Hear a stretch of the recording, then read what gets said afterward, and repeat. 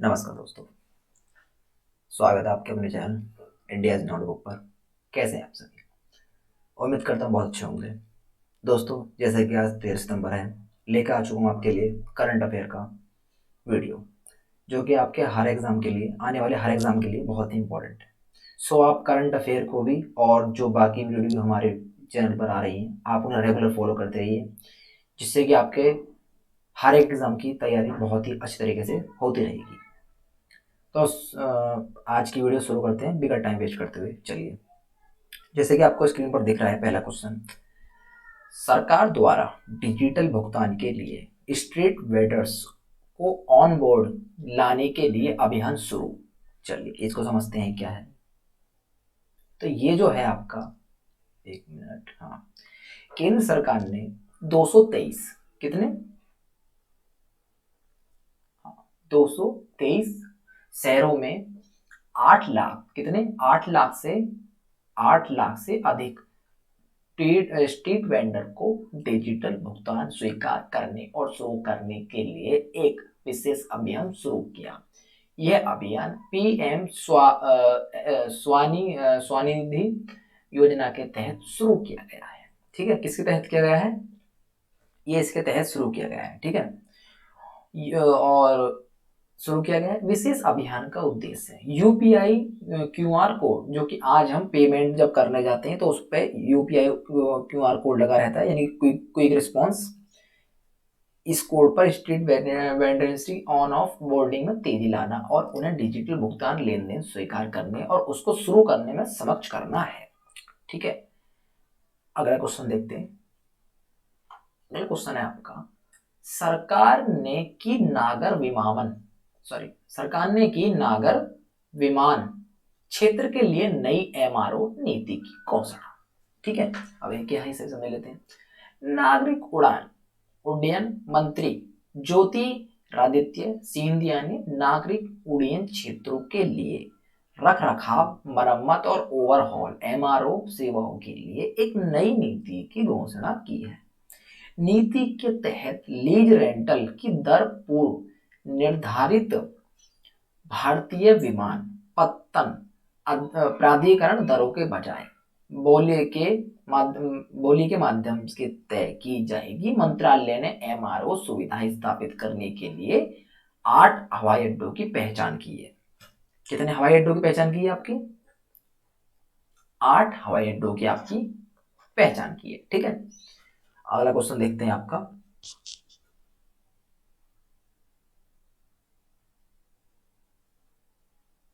अगला क्वेश्चन है आपका, बंगाल सरकार ने किया कर्मचारियों की पारिवारिक पेंशन में संशोधन। ठीक है, कर्मचारियों की पारिवारिक पेंशन में संशोधन किया है। ठीक है, पश्चिम बंगाल सरकार ने अपने कर्मचारियों की पारिवारिक पेंशन को संशोधित करने के और मासिक आय सीमा को 3600 रुपये से बढ़ाकर 9000 रुपये करने का फैसला कर दिया। यानी कि पहले आपकी कितनी थी? 3600 रुपये, और अब कितनी कर दी है? 9000 रुपये। ठीक है, रुपये करने का फैसला किया है। ठीक है, यह कदम छठे वेतन आयोग की सिफारिशों के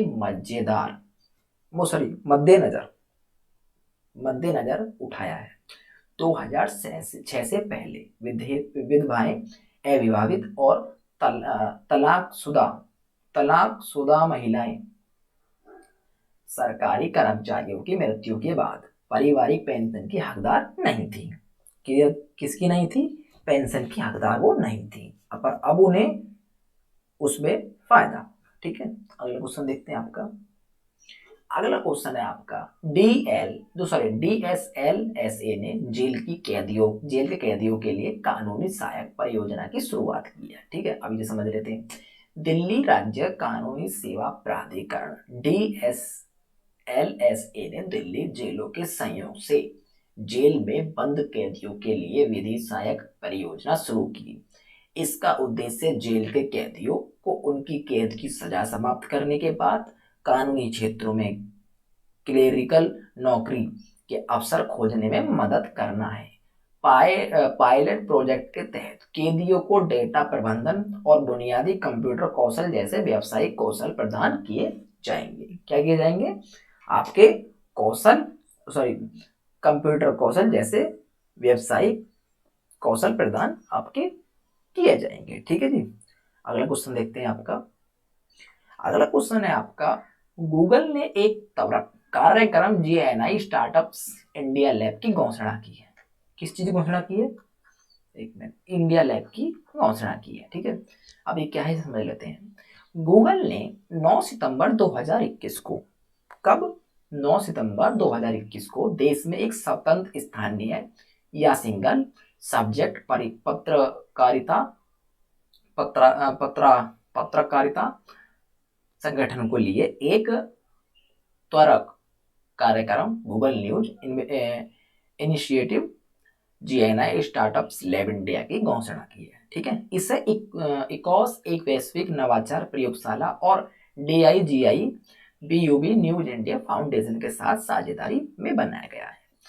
कार्यक्रम स्थानीय और वंचित संविधाओं के लिए उच्च गुणवत्ता वाली रिपोर्टिंग का समर्थन क्या करेगा? रिपोर्टिंग का समर्थन करेगा। ठीक है, तो ये इसका लेख। ठीक है, अगला क्वेश्चन देखते हैं। अगला क्वेश्चन है आपका, एक मिनट, हाँ, रेलवे मंत्री ने वायरट के लिए स्वदेशी रूप SEDI ज्वाइन किए गए उपकरणों को दिखाएगी हरी झंडी। तो हमारे रेल मंत्री कौन है? रेल मंत्री हमारे अब नए रेल मंत्री बन चुके हैं हमारे अश्वनी वैष्णव। और पिछले पूर्व रेल मंत्री हमारे कौन थे? वो थे हमारे पीयूष गोयल। कौन थे? पीयूष गोयल। तो अश्वनी जी ने 9 सितंबर 2021 को Mumbai Ahmedabad high speed rail corridor के लिए एक वायरडक्ट के निर्माण में तेजी लाने के लिए स्वदेशी रूप SEDI ज्वाइन और निर्मित उपकरणों को हरी झंडी दिखा दी है। ठीक है, full span launching equipment straddle carrier और गर्डर ट्रांसपोर्टर और लार्सन एंड ट्रूबो L&T द्वारा स्वदेशी के रूप में डिजाइन और निर्मित किया गया है। ठीक है जी, ये इसका समझने का पता है मैंने। अगला क्वेश्चन देखते हैं। MPPTCL ने की हैकिंग को रोकने के लिए साइबर सुरक्षा प्रणाली की स्थापना। तो ये किसने करी है? MPPTCL। इसकी फुल फॉर्म आपको मुझे कमेंट बताना कि इसकी फुल फॉर्म क्या है। आप कमेंट में लिख कर बताना। Madhya Pradesh power transmission company limited. चलो कोई दिक्कत नहीं है, फुल फॉर्म भी आपको मिल चुकी है नीचे। इसकी फुल फॉर्म है Madhya Pradesh power transmission company limited. 9 सितंबर 2021 को राज्य भर में बिजली आपूर्ति नेटवर्क को हैकिंग से बचाने के लिए जबलपुर में स्टेट लॉर्ड डिस्पेंच सेंटर से एक बिजली साइबर सुरक्षा प्रणाली स्थापित की है। मध्य प्रदेश अपने बिजली आपूर्ति नेटवर्क की सुरक्षा के लिए साइबर सुरक्षा प्रणाली शुरू करने वाला देश का पहला राज्य बन गया है। तो हमारे देश का पहला राज्य कौन सा बन गया? अगर बाई चांस क्वेश्चन आपका एग्जाम में फंस जाए कि हैकिंग को रोकने के लिए सुरक्षा प्रणाली करने वाला पहला राज्य कौन सा बन गया है, तो सिंपल सी बात है, आपको मध्य प्रदेश पर निशान लगा देना है, आपका आंसर सही हो जाएगा। अगला क्वेश्चन देखते हैं। अगला क्वेश्चन है आपका, एक सेकेंड, अगला क्वेश्चन है आपका, भारतीय वायुसेना को मिली पहली इंडो इजराइल मिसाइल। यानी कि हमारी जो वायुसेना है यानी कि एयरफोर्स, उसको पहली इंडो इजराइल मिसाइल मिल चुकी है। अब ये क्या है ये समझते हैं। भारतीय वायुसेना को 9 सितंबर 2021 को इसकी पहली भारत इजराइल मध्यम दूरी की सरफेस टू एयर मिसाइल प्रणाली सौंपी गई। MRSAM दुश्मन के आने वाले विमानों और सामरिक मिसाइलों से सुरक्षा प्रदान करता है। क्या करता है? सामरिक मिसाइलों से सुरक्षा प्रदान करता है। इसे रक्षा अनुसंधान और विकास संगठन डर्डो, यानी जिसकी फुल फॉर्म है डिफेंस रिसर्च, एक मिनट, इसकी फुल फॉर्म जो है वो है आपको मुझे इसे कमेंट बताना है कि इसकी फुल फॉर्म क्या है। ठीक है, डर्डो द्वारा इजराइल एरोस्पेस इंडस्ट्रीज AI के साथ साझेदारी में डिजाइन और विकसित किया गया है। ठीक है, चलो इसकी फुल फॉर्म मैं ही बता देता हूँ आपको। डैडो की फुल फॉर्म जो है वो है आपकी डिफेंस रिसर्च डेवलप ऑर्गेनाइजेशन, ठीक है। अगले क्वेश्चन देखते हैं।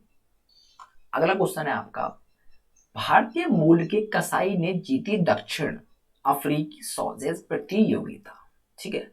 इसे समझ लेते हैं क्या है। तो यह है आपका, भारतीय मूल के दक्षिण अफ्रीका के कसाई विकास बाचू को दक्षिण अफ्रीका का बो ओवर्स चैंपियन चुना गया है 2007 में। जेफरी सोब्रामोनी के बाद बाचू इसके 29 साल के इतिहास में खिताब जीतने वाले केवल दूसरे भारतीय मूल के दक्षिण अफ्रीका के थे। बो ओवर्स जिसका अर्थ अफ्रीकी भाषा में किसान का साइजेज है, एक गाढ़ा साइजेज है जिसको लगभग 200 साल पहले किसानों द्वारा पहली बार बनाया गया था। कितने साल पहले बनाया गया था आपका? 200 साल पहले किसके द्वारा बनाया गया था? किसानों के द्वारा, यानी कि जो हमारे किसान है, किसान भाई है, उनके द्वारा ये बनाया गया था। अगला क्वेश्चन देखते हैं आपका। अगला क्वेश्चन है आपका, आइसलैंड में शुरू हुआ विश्व का सबसे बड़ा कार्बन डाइऑक्साइड कैप्चरिंग प्लांट। अगर बाई चांस क्वेश्चन आपका आ जाए कि विश्व का सबसे बड़ा कार्बन डाई कैप्चरिंग प्लांट किस देश में शुरू हुआ है, तो सिंपल सी बात है, आपको आंसर लगाया देना है आइसलैंड, ठीक है। ऐसे ही क्वेश्चन एग्जाम में बनते हैं इस प्रकार से। तो इसकी समझ लेते हैं कुछ। सीधे हवा से कार्बन डाइऑक्साइड अवशोषित करने वाला और इसे खनिज के लिए भूमि के नीचे जमा करने वाला विश्व का सबसे बड़ा संयंत्र 8 सितंबर 2021 को आइसलैंड में क्रियाशील हो गया। स्विस स्टार्टअप क्लाइमवर्क्स एनजी ने एक संयंत्र विकसित करने के लिए आइसलैंड के कारफिक्स के साथ भागीदारी की है, जो प्रति वर्ष 4000 टन, कितने? 4000 टन C02 तक अवशोषित करता है। क्लाइमवर्क्स एनजी सीधे हवा से कार्बन डाइऑक्साइड को कैप्चर करने में माहिर है, ठीक है जी। चलिए अगला क्वेश्चन देखते हैं आपका। अगला क्वेश्चन है आपका, भांग की घरेलू खेती को वैध बनाएगा इटली। आपने भांग तो सुनी होगी, जो आजकल खेतों में पाई जाती है गाँव में, तो उसको जो है अब इटली अपने वैध में, यानी कि दवाई के रूप में उसे उपयोग करेगा, ठीक है जी।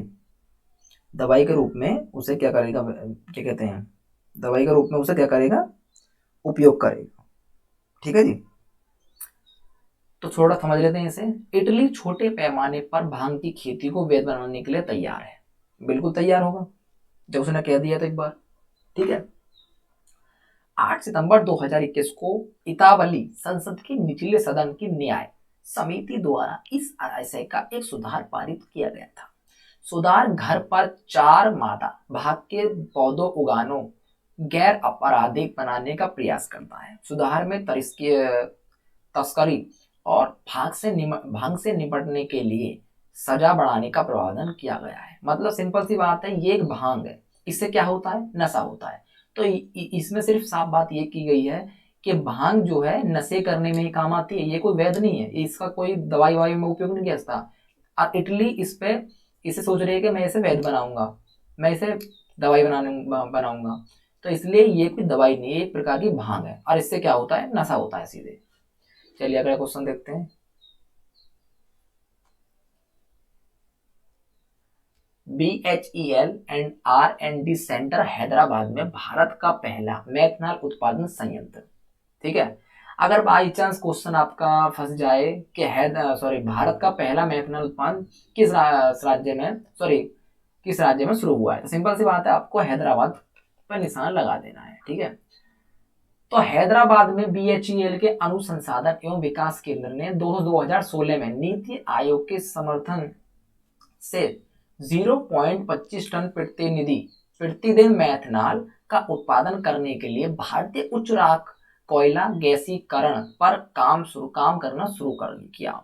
4 वर्षों की कड़ी मेहनत के बाद BHEL ने 1.2 TPD फ्लूडाइल बैड गैसीफायर का उपयोग करके हाई एंस वाले भारतीय कोयले से 0.25 TPD मेथनॉल बनाने की सुविधा सफलतापूर्वक प्रदर्शन किया। उत्पादित कच्चे माल की मेथनॉल शुद्धता 98 से 99.5% के बीच होती है। कितने से होती है, कितने के बीच होती है, एक मिनट, हाँ, इतने से इतने के बीच में ये होती है। चलिए अगला क्वेश्चन देखते हैं आपका। अगला क्वेश्चन है आपका, बेहतर जल प्रबंध प्रणाली विकसित। बेहतर जल प्रबंध प्रणाली विकसित हो चुकी है। ठीक है, भारतीय शोधकर्ताओं ने एक बेहतर अपशिष्ट जल उपचार समाधान विकसित किया है। यह कपड़ा उद्योग से औद्योगिक डाई अपशिष्ट जल का पूरी तरह से पुनः उपयोग कर सकता है, इसकी विषाक्तता को समाप्त कर सकता है और इसे घरेलू और औद्योगिक उपयोग के लिए उपयुक्त बना सकता है।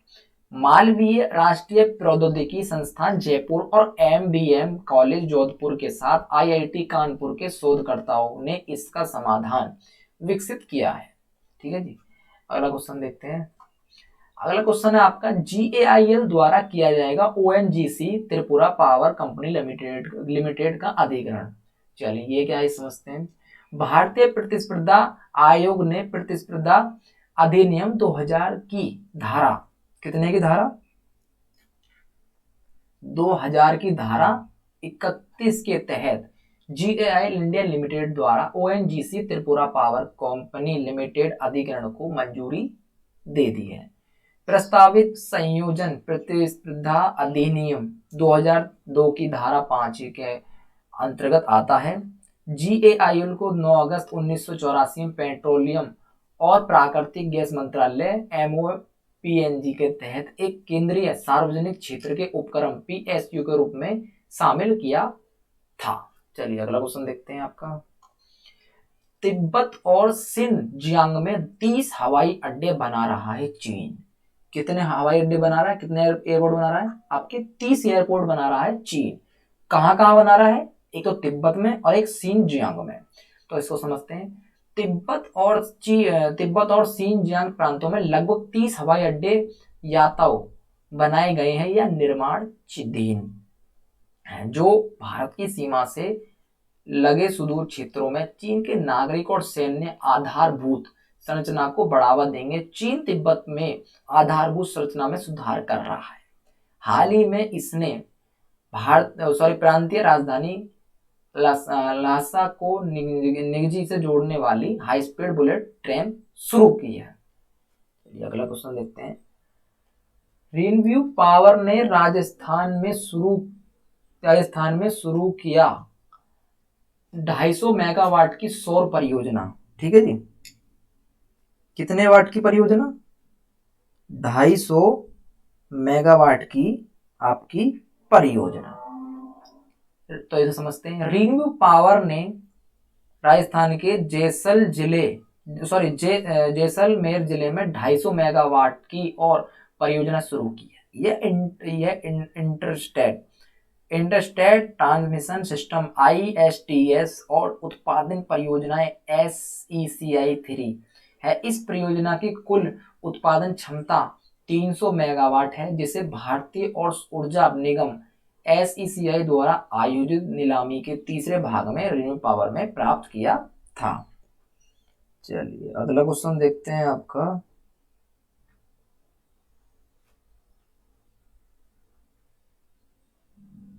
शायद आज का लास्ट क्वेश्चन है ये। भारत और डेनमार्क ने लॉन्च किया centre of excellence on offshore wind.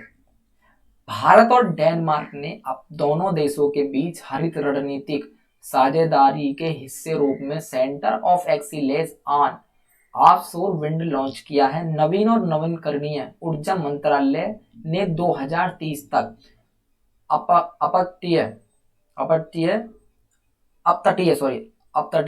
पवन ऊर्जा परियोजनाओं में 30 गीगावाट, जिसे जीवी कहते हैं, जोड़ने का लक्ष्य रखा है। प्रारंभिक चरणों में उत्कृष्टता केंद्र अपतटीय पवन क्षेत्र पर ध्यान केंद्रित करेगा। सो फ्रेंड्स, आज का यह हमारा लास्ट क्वेश्चन था। अगर आपको वीडियो पसंद आई हो तो लाइक करें, अपने चैनल को सब्सक्राइब करके बेल आइकन को प्रेस करना ना भूलें, और कमेंट में बताएं वीडियो आपको कैसी लगी, और ज़्यादा से ज़्यादा वीडियो को शेयर करें ताकि आपसे कोई भी करंट अफेयर का क्वेश्चन आपसे मिस ना हो सके। तो फ्रेंड्स मिलते हैं आपसे अगली वीडियो में, तब तक के लिए जय हिंद।